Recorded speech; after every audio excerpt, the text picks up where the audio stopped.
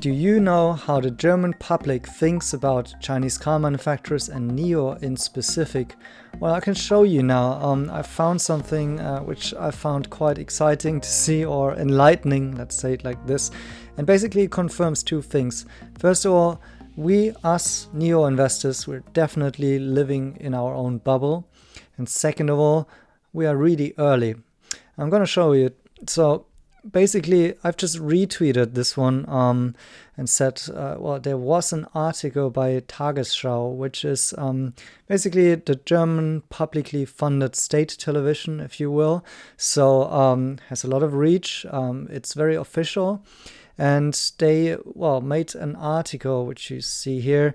And basically, it's not the first one. They got NIO quite a bit of coverage already about NIO entering Europe.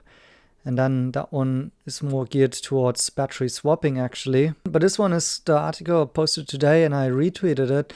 And what I found really interesting is actually the comment section here, because it gives us an insight into what the ordinary people are thinking in Germany about this article, about NIO, the car, the idea, because they basically have never seen NIO before. And, well, of course, because I retweeted it already, a couple of our NIO gang members joined the chat here and started to debunk or counter some of the arguments in there that can be found. But anyways, let me pick some and then elaborate more about it. And so the first comment here that I'll pick is that one, which basically translates into don't buy Chinese goods and Chinese electronics. And well, there's a kind of a reminder, sounds a little bit to what happened 100 years ago in Germany, but well, basically, yeah, there is some pretty, strong opposition against Chinese goods in general. So this is kind of, this old stereotypical thinking that we have, particularly in Germany, that we think Chinese goods are really not good quality products and they break very soon. They are maybe cheap. And then there's this rather big feeling of what Chinese cheap quality and low price products are kind of overwhelming also our own homemade manufacturers. This guy is simply opposed and posting a no here, whereas this guy is basically making more of the analogy that 30 years ago people have also had similar views about the Korean manufacturers, and so that this might be just another occasion of something that happened before. This comment is worrying that we are getting more and more dependent again on another nation. Maybe he's referring to, well, the energy politics in Germany and Russia, which is, well, actually an accurate commentary here, because of course this article is about battery swapping and how this may actually become a factor across different OEMs. So yes, if that technology is, Chinese owned, well, it might be a fair point that this might be actually the new energy system in I would actually say this is hard to disagree. Batteries are becoming more and more important also for the grid in general.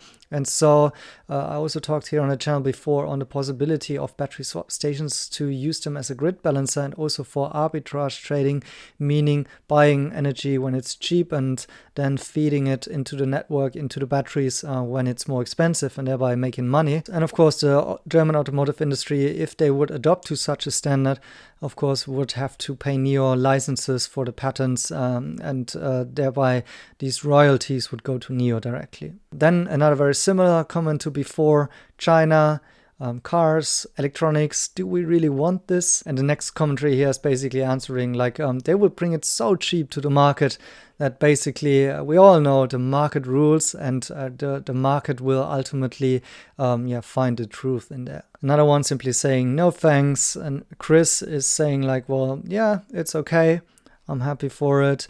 Another one, Barbara, is not very pleased with the Chinese coming. And the last one that I pick, and then it's enough, is basically saying, well, if the suddenly triggered airbags is what we want, then yeah, this might be what we get as new accidents here in Germany. So to sum it up, basically these fellow commentators here are basically reflecting, I think, what the uneducated majority of people should be thinking right now before actually having a chance at looking at some of these cars. where I get my information from, or where I experienced NIO first, was actually, of course, in China. And it's interesting because in China, it's actually, at least that's my personal impression, the foreigners that are buying NIO are mostly Germans. And that's, I think, because they kind of work in automotive industry mostly in China. And second of all, they kind of value the quality, this interior feeling of a German car. And the NIO is quite similar to that. And so it will be really, really interesting to see once these cars are on the road. This will change a lot because also here, NIO, it doesn't sound Chinese, right? It doesn't look Chinese, certainly. And then it will come with the NIO houses, those nicely designed cars and such, which I think will, turn quite a few heads, and people will start looking at this and be surprised that this is actually a Chinese brand.